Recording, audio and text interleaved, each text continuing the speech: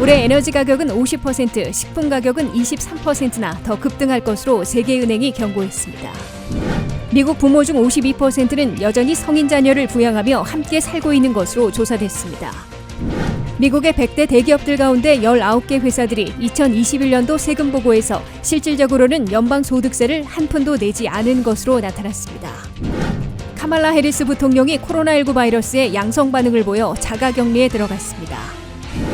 미국이 우크라이나 전쟁에 대해 40여 개국과 무기 제공을 공약하는 한편 중립국 협상을 지지하는 양면 작전을 펴고 있습니다. 여러분 안녕하십니까? 워싱턴 뉴스 투데이입니다. 올해에만 에너지 가격은 50%, 식품 가격은 23%나 더 급등할 것으로 세계은행이 경고했습니다. 수요에 비해 공급이 부족한 데다가 러시아의 우크라이나 침공으로 유가와 식품 가격, 전반적인 물가가 적어도 올 연말까지 계속 급등할 것으로 세계은행은 내다봤습니다. 김지수 기자가 보도합니다. 미국을 비롯한 각국의 유가와 물가 잡기 올인에도 불구하고 적어도 올 연말까지는 물가의 고공행진을 피하지 못할 것이란 암울한 예측들이 나오고 있습니다. 세계은행은 지구촌의 물가 급등을 부채질하고 있는 에너지와 식품 가격이 올해 더 급등할 것으로 경고했습니다. 원유와 천연가스를 중심으로 에너지 가격은 올해 50.5% 더 폭등할 것으로 세계은행은 우려했습니다. 또 밀과 식용유, 고기류를 중심으로 식품 가격은 올해 22.9% 더 급등할 것으로 세계은행은 내다봤습니다. 국제 유가는 러시아의 우크라이나 침공 직후 배럴당 130달러대까지 치솟았다가 미국 등의 전략 비축유 방출 등으로 소폭 내려갔지만 아직도 배럴당 100달러 이상을 기록하고 있습니다. 이는 지난해 배럴당 70달러에 비하면 1.5배에서 2배까지 급등해 있는 겁니다. 우크라이나가 주 수출국인 밀의 경우 올해 톤당 450달러로 지난해 315달러에 비해 크게 올랐습니다. 세계은행은 내년에는 에너지 가격이 12.4%, 식품 가격은 10.4% 내려갈 것으로 예상했지만 이는 올해 급등한 지점에서 빠지는 것이고 하락해도 2021년 수준으로 되돌아가지는 못할 것으로 내다봤습니다. 국제유가는 배럴당 내년에 92달러, 후년에 80달러로 내려가더라도 지난해 70달러보다는 높을 것으로 세계은행은 예상했습니다. 밀의 가격도 톤당 내년에 380달러, 후년에 370달러로 지난해에 315달러, 팬데믹 시절에 232달러에 비하면 매우 높을 것으로 세계은행은 지적했습니다. 에너지와 식품 가격을 중심으로 지구촌 물가 급등이 앞으로도 1년 이상 지속될 것으로 우려되자 IMF, 즉 국제통화기금은 경제 성장률 전망치를 최근 석 달 만에 다시 내려잡았습니다. 전 세계 경제 성장률은 올해와 내년에 모두 3.6%가 될 것으로 내다봐 1월 예상치에서 0.8포인트, 0.2포인트나 낮췄습니다. 미국은 올해 성장률은 당초 4%에서 3.7%로 내년은 2.6%에서 2.3%로 각각 하향 조정했습니다. 한국은 올해 성장률을 당초 3%에서 2.5%로 내려잡고 내년은 2.9% 그대로 유지시켰습니다. 러시아의 침공과 무차별 공격을 받고 있는 우크라이나는 올해 경제 성장률이 마이너스 35%로 추락하는 불경기 고통까지 겪을 것으로 우려되고 있습니다. 전쟁을 일으킨 러시아는 에너지 수출이 급감하고 경제 제재로 올해 경제 성장률이 마이너스 8.5%, 내년에는 마이너스 2.3% 연속 후퇴하는 대가를 치르게 될 것으로 IMF는 내다봤습니다. WKTV 뉴스 김지수입니다. 미국 부모들은 보통 자녀가 18세가 되면 집에서 독립시키려 하는데요. 자녀들도 대학을 가면서 집을 떠나는 것을 자연스럽게 생각했습니다. 하지만 지금은 성인 자녀와 함께 사는 미국 부모들의 비율이 과반을 넘고 있습니다. 렌트비가 최고 40% 이상 급등한 데다 막대한 학자금 대출도 독립하려는 자녀들의 발목을 잡고 있습니다. 박남주 기자가 보도합니다. 자녀를 독립적으로 키우는 것으로 알려진 미국 부모들 사이에서도 팬데믹 이후 성인 자녀와 같이 사는 비율이 커지고 있습니다. 세이빙스닷컴에 따르면 18세에서 29세 사이의 성인 자녀를 둔 부모 중 52%는 여전히 자녀와 같이 지내며 경제적 지원을 하고 있는 것으로 조사됐습니다. 이들 부모들은 같이 사는 성인 자녀들을 위해 한 달 평균 $1,000 이상을 쓰고 있는데 이 비용에는 음식값과 휴대폰 요금, 보험비와 자동차 유지비 등이 포함됐습니다. 부모와 같이 사는 성인 자녀들 중 62%는 생활비도 내지 않고 있는 것으로 세이빙스닷컴은 밝혔습니다. CNBC는 사회생활을 막 시작한 많은 성인 자녀들이 막대한 학자금 대출과 치솟는 렌트비로 독립하려는 의지가 꺾이고 있다 보도했습니다. 미국의 렌트비는 물가 상승의 영향을 받아 팬데믹 이후 최고 40%까지 치솟은 상태입니다. 자가 주거비를 포함한 미국의 주거비 비중은 전체 생활비의 32%를 차지하고 있어 독립하는 데 부담으로 작용하는 건 확실해 보입니다. 학자금 융자도 사회생활을 막 시작하려는 젊은 층의 어깨를 짓누르고 있습니다. 대학 시니어들 10명 중 7명은 3만 달러 이상의 빚을 진 채 졸업합니다. 퓨 리서치 센터의 조사에 따르면 팬데믹 기간 학교에 등록도 하지 않고 취업도 하지 않은 18세에서 24세의 비율은 2배 이상 증가했습니다. 지난 2년간 이런 현상이 커지며 다시 돌아와 부모와 함께 산다는 뜻의 부메랑 키즈라는 말이 유행하기도 했습니다. 재정 전문가들은 부메랑 키즈가 노후를 위협할 수 있다 우려하고 있습니다. 부모가 자녀에게 계획이 없던 돈을 쓸 경우 장기 건강 관리 비용과 저축, 은퇴 계획에까지 지장이 생길 수 있습니다. 자녀와 함께 살게 됐을 경우 발생한 생활비와 이를 충당할 방법 등을 논의해 자녀가 경제적 문제의 책임과 중요성을 알게 할 필요가 있다 전문가들은 강조합니다. WKTV 뉴스 박남주입니다. 미국의 100대 대기업들 가운데 20% 가까이 되는 19개 회사들이 2021년도 세금 보고에서 제로 안팎의 연방세율을 적용받아 연방소득세를 한 푼도 내지 않은 것으로 나타났습니다. 마이너스 세율을 신고한 네 곳은 AT&T, 다우케미칼, 최대보험사 AIG, 두 번째 큰 케이블 회사인 차터 커뮤니케이션 등이고 GM과 포드 자동차, 메틀라이프, 쉐브론과 엑선모빌, 뱅크 오브 아메리카 등은 5% 이하의 세율로 거의 연방세금을 내지 않은 것으로 조사됐습니다. 미국은 물론 지구촌에서도 내놓으라 하는 100대 대기업들이 실질적으로는 연방의 세금을 거의 한 푼도 내지 않은 상황이 이번에도 재현됐습니다. 워싱턴의 싱크탱크인 CAP, 즉 미국 진보센터가 각종 자료를 분석한 결과 미국 내 100대 대기업들 중에서 20%에 가까운 19곳이 2021년도분 연방소득세를 한 푼도 내지 않았거나 거의 부담하지 않은 것으로 나타났다고 악시오스가 보도했습니다. 4개 회사들은 실질적인 연방세율이 마이너스를 기록했다고 보고했습니다. 대형 전화회사인 AT&T는 실질 연방세율이 마이너스 4.1%로 나타났습니다. 다우듀폰에서 분사한 화학계열사인 다우는 마이너스 3.1%였습니다. 최대 보험사인 AIG는 마이너스 2.2%였고 타임워너를 인수해 두 번째 큰 케이블 통신사로 올라선 차터 커뮤니케이션은 마이너스 0.2%를 적용받은 것으로 관측됐습니다. 마이너스 연방세율을 적용받으면 연방세금을 내는 것이 아니라 리펀드를 받거나 다른 혜택으로 상쇄받습니다. 이와 함께 최대 자동차 제조사인 GM은 플러스 0.2%, 포드 자동차는 플러스 1%의 세율을 기록했습니다. 메틀라이프 보험회사는 1.3%, 석유 회사들인 쉐브론은 1.8%, 엑선모빌은 2.8%, 뱅크 오브 아메리카는 3.5%의 세율을 보였습니다.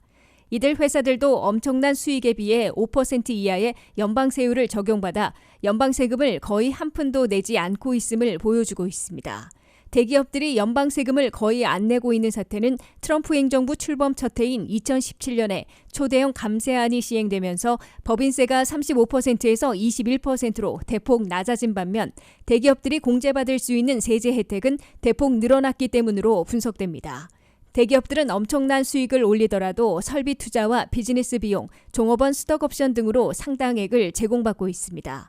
첨단 분야 기업에선 연구 개발비를 제공받고 있어 연방세금은 거의 내지 않고 있습니다. 민주당 진영은 이 같은 납세 제도의 허점을 메우고 부유층과 대기업들이 더 많은 세금을 내서 사회 기반 시설이나 사회복지 확충 등에 투입해야 한다고 주장하고 있습니다. 카말라 해리스 부통령도 코로나19 바이러스에 양성 반응을 보여 자가격리에 들어갔습니다. 해리스 부통령은 그러나 일주일간 서부 지역을 방문하고 돌아와 조 바이든 대통령과는 밀접 접촉하지 않은 것으로 백악관이 밝혔습니다. 김윤미 기자의 보도입니다. 팬데믹에서 탈출하려는 시기에 백악관마저 다시 코로나19 바이러스에 발목이 잡혔습니다. 카멀라 해리스 부통령이 코로나19 바이러스에 양성 반응을 보여 자가격리에 들어갔다고 백악관이 발표했습니다. 해리스 부통령은 신속 테스트와 PCR 검사에서 모두 양성 반응을 보였습니다. 해리스 부통령은 바이든 대통령이 매일 받는 정보 브리핑에 참석하려다가 매일 검사에서 양성 반응이 나오자 불참했습니다. 이후 즉각 부통령 관저에서 자가격리에 들어가 원격으로 업무를 처리하고 있습니다. 해리스 부통령이 널리 이용되기 시작한 화이자에 먹는 코로나 치료제 팩스로비드를 처방받아 복용하고 있는지는 확인되지 않고 있습니다. 그러나 조 바이든 대통령과 질 바이든 여사는 해리스 부통령과 밀접 접촉한 사람들로는 분류되지 않아 별도의 조치를 취하지 않았다고 백악관은 밝혔습니다.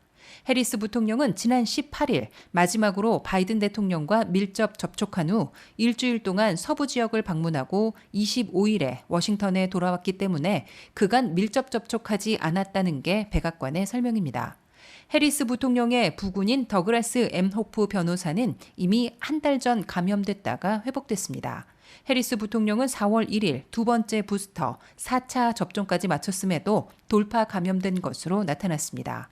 이로써 백악관을 포함한 워싱턴 정치권의 고위 인사들도 팬데믹 전염병에서 탈출하려는 시기에 코로나19 바이러스에 잇따라 감염되고 있음을 보여주고 있습니다.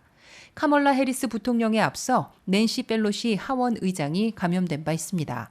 바이든 행정부에서는 법무, 상무장관도 양성 판정을 받았습니다. 연방의회에서는 공화당의 수전 콜린스 상원의원, 민주당의 라파엘 워녹 상원의원 등 4월에만 17명의 양당 상하원 의원들이 감염됐습니다. 미국 전체에서도 하루 신규 감염자들이 5만 명 가까이로 2주 동안 50% 이상 급증하고 있습니다. 다만 중증 입원 환자들은 15,600여 명, 아직 4%로 소폭 늘고 있고 사망자들은 360여 명으로 30% 이상 줄어들고 있어 심각한 코로나 공포와 혼란을 재현시키지는 않고 있습니다. WKTV 뉴스 김윤미입니다. 미국이 러시아의 우크라이나 전쟁에 대해 40여 개국과 함께 지속적인 무기 제공을 공약하는 한편 중립국 협상을 지지하는 양면 작전을 펴고 있습니다. 미 국방장관은 40여 개국이 동참하는 우크라이나 컨택그룹을 결성하고 지속적인 무기 제공을 공약하는 동시에 미 국방장관은 우크라이나의 중립국화를 지지한다며 협상의 여지를 열어놓는 모습을 보였습니다. 한면태 기자의 보도입니다.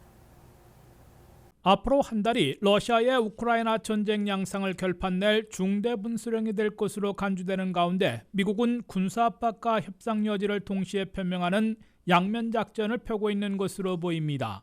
미국의 로이드 오스틴 국방장관과 마크 밀리 합참의장은 독일에 있는 람스타인 미 공군 기지에서 40여 개국의 국방지휘부가 참석한 가운데 우크라이나 컨택그룹을 결성하고 지속적인 무기 제공을 공개 약속했습니다.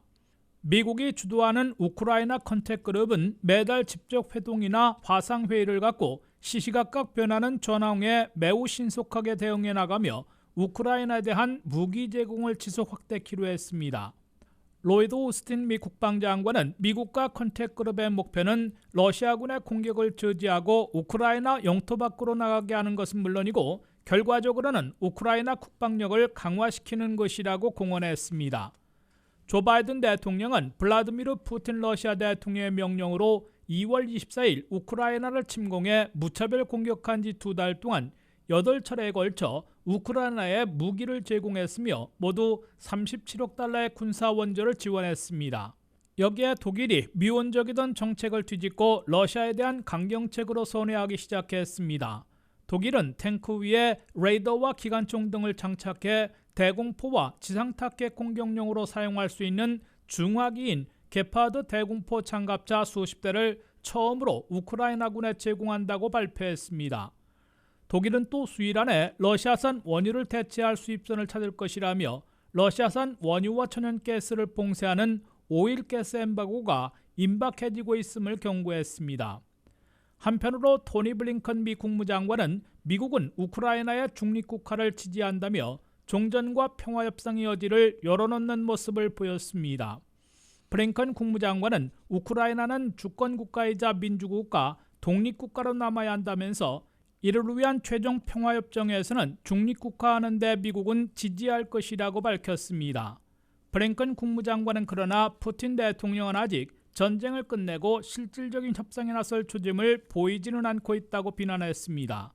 전쟁 당사국 정상들을 연쇄 방문하고 있는 안토니우 구테우스 유엔 사무총장이 푸틴 러시아 대통령에게 지금 당장 전쟁을 중단하고 평화협상에 나설 것을 촉구했으나 성과를 내고 있는지는 불투명해 보입니다. 러시아는 오히려 세르게이 라브로프 외무장관 등이 나서 미국과 나토가 대리전을 치르고 있다고 비난하고 제3차 세계대전 핵전쟁의 위험이 실제하고 있다고 거듭 경고했습니다. WKTV 뉴스 한면택입니다.